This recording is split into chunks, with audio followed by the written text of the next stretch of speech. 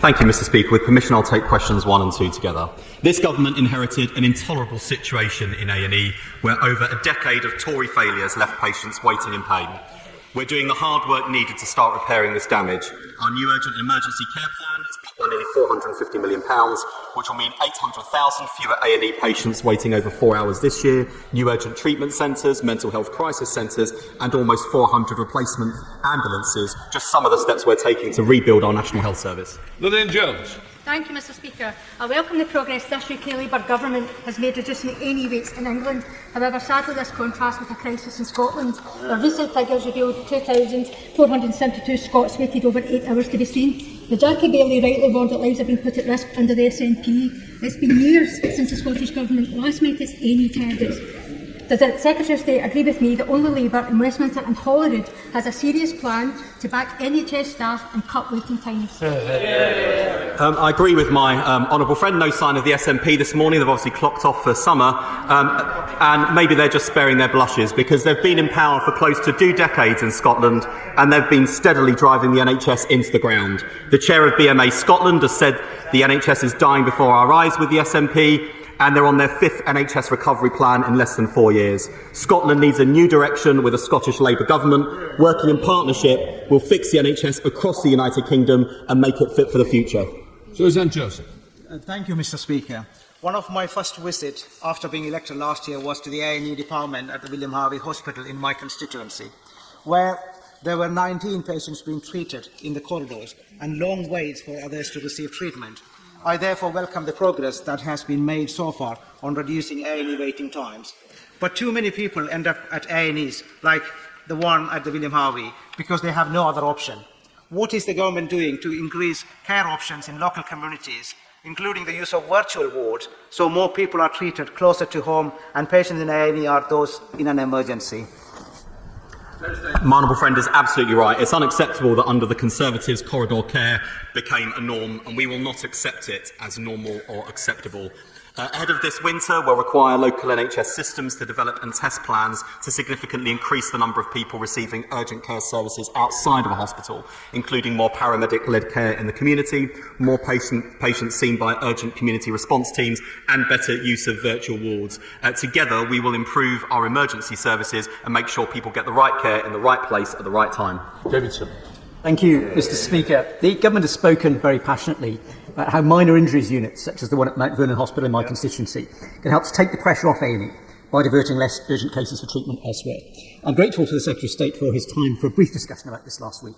But will he now respond to the 25,000 local people and my constituency neighbours, including the member for Hayes and Harlington, who are joining my campaign to save the minor injuries unit? Will he intervene with the Hillingdon Hospitals Trust to prevent its closure? Mr. Speaker, configuration of services is a matter for local commissioners, but let me take this opportunity to reassure him. I have taken into account representations received from my honourable friend, the member for Hayes and Harlington, as well as his letter. I apologise to him for the delay in response, but I assure him he will get a response. Bill Forster. Mr. Speaker, in June, just 66% of patients admitted to Woking's local accident emergency in Ashford and St Peter's Hospital were seen within 4 hours. That is way below both the national target and the national average of 76%. Please will the Secretary of State agree to investigate this to find out why my constituents of Woking are facing such lengthy and unreasonable waiting times? I'm grateful to the honourable gentleman for his question. As he knows, urgent and emergency care services have been struggling right across the country, but he is right to identify where there are serious and significant variations in performance. One of the focuses of this government is to try and reduce unwarranted variation from one NHS provider to another so that we get consistently good standards of care across the country. And I commit to write to him to further explain why there are particular challenges in his area and what we can do together to help resolve them. Shadow Minister Dr Caroline. Thank you, Mr. Speaker. Mr. Speaker, RSV is a common reason for attendance at A&E and admission to hospital amongst older people. I've raised this repeatedly. Last week, the JCVI recommended that the RSV vaccine programme is extended to the over 80s and those living in adult residential care homes. Can the Minister confirm that these vaccines will be available in time for this winter season? I can certainly reassure the Shadow Minister that we will be. In fact, my honourable friend, the Minister for Public Health, has already accepted that recommendation and is working at pace on implementation. And may I wish her well in the reshuffle opposite. Laura Kerr-Smith. Question 3, please, Mr. Speaker. Thank you, Mr. Speaker. The 10-year health plan sets out ambitious plans to boost mental health support across the country, including for women during the perinatal period. During the year April to April 2025, a record of 64,805 women accessed maternal mental health services or specialist community perinatal mental health services, such as the one in Whiteleaf Centre in Aylesbury. And the Department of Education is also investing £500 million to roll out Best Start family hubs to all local authorities in England, which will also support new mums. I'm really grateful to the Minister for her answer and for her focus on this. I'd like to ask about midwives who do incredible work supporting parents and babies, including identifying and supporting women who are facing mental health challenges. We desperately need more of them, and yet the Royal College of Midwives has found that 8 out of 10 student midwives who are due to qualify this year are not confident that they'll find jobs. So can I ask what steps the Minister is taking to ensure that newly qualified midwives are able to find work? Thank you, Mr. Speaker. And can I recognise the great work that she is doing in this place on this issue to support women? And we do recognise that newly qualified midwives are experiencing challenges in gaining that first role. It's partly due to the record number of midwives being in post and better retention rates. But NHS England is working with employers, universities and regional midwifery leads to help midwives find those roles after qualification and transition into workplace, and we will keep a close eye on that with them. Mr. Speaker, Minister, in assessing the impact of the 10-year plan on perinatal health for England, can the Minister assure us that the lessons learned will be shared across the rest of the United Kingdom to enhance care quality and reduce regional disparities, especially in Northern Ireland? Well, I think the Honourable Gentleman makes an excellent point about the important need to share the learning across the United Kingdom, and I'll make sure that we do indeed make efforts to do that. For the Liberal Democrat spokesperson. Thank you, Mr. Speaker. Over the weekend, The Guardian reported that the number of women dying in the perinatal period has risen sharply since 2015. Families that have been failed and health professionals feel that whether it's perinatal depression or unsafe births, lessons aren't learned, the same errors are repeated, review after review. So alongside the inquiry that the Secretary of State has launched, will the government immediately implement every action from the Ockenden review and put an end to this national scandal in maternity service? Well, again, she raised a really important issue, and she highlights that the work that the Secretary of State is putting in place to address these issues and finally bring all of that together to produce that plan that will assure people, and we're absolutely working at place to make sure those recommendations are implemented. Thank you, Mr. Speaker. This government aims to establish a neighbourhood health centre in every community by 2035. We're starting in areas of greatest need where healthy life expectancy is lowest, including rural towns and communities with higher deprivation levels. Planning work has already begun. The Honourable Gentleman will know that I updated colleagues yesterday in a Dear Colleague letter around integrated care boards and local authorities being invited to apply to participate in the National Neighbourhood Health Implementation Programme. Thank you, Mr. Speaker. I'm grateful to the Minister for that answer. He will have heard me many times over many years put the case for Long Crendon, and the neighbourhood health centres in the 10-year plan. Long Crendon offers a very, very quick win. The community has the land, they have the planning permission, they have a GP practice willing to serve there.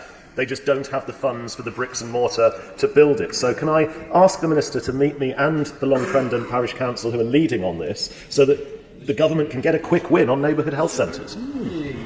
Minister. Thank him for that, and he's clearly a doughty campaigner, and I'm sure that will mean something good will happen for him in the forthcoming reshuffle that we all are watching with bated breath. But look, I'm happy to have that discussion with him. As I said, the neighbourhood health process is going to be driven primarily by identifying areas where healthy life expectancy is lowest and deprivation is highest. Clearly, he's making a case for his area, and I'd be happy to have that discussion with him. It's Long Crendon, so also Josh Fenton-Glengold. Thank you, Mr. Speaker. Before I start, I'd like to pay tribute to the Shadow Secretary of State for his last set of health questions. He's an incredibly kind man and was spoke on after loss of my brother, and a fantastic Shadow Secretary of State. I'm not sure how they'll replace him. One of the key shifts that we need to see in this 10-year plan is from hospital to community, and it's a key to keeping people out of hospital and is tackling the dental deserts, the biggest cause of children aged 5 to 9 going into A&E. So can the Minister assure me that the new neighbourhood health centres will include dentistry? It's not linked to the question, that's why I was really bothering at it.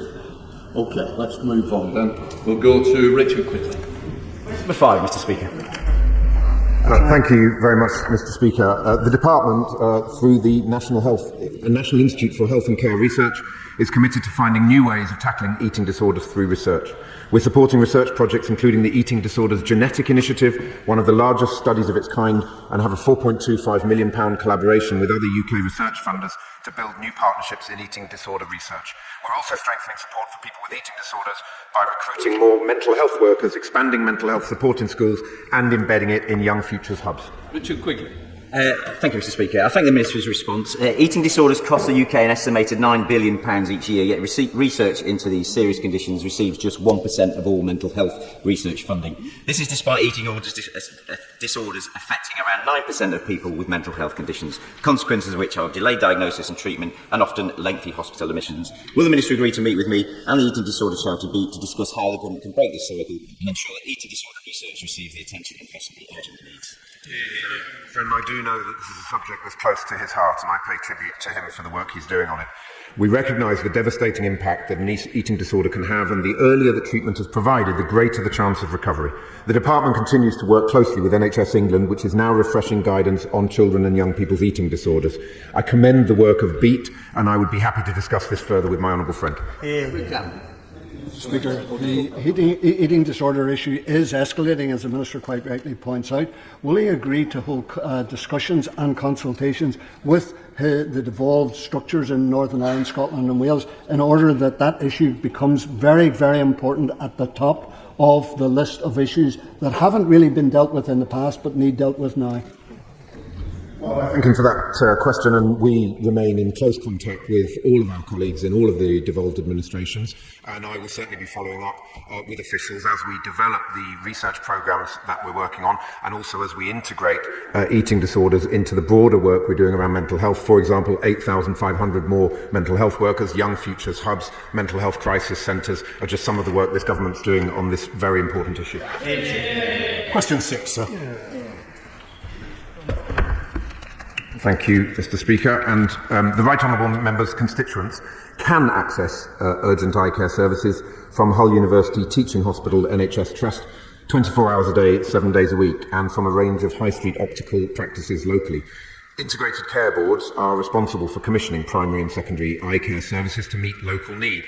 As part of our 10-year plan, we're keen to explore how we can make best use of our primary eye care workforce as we consider shifting more healthcare into the community.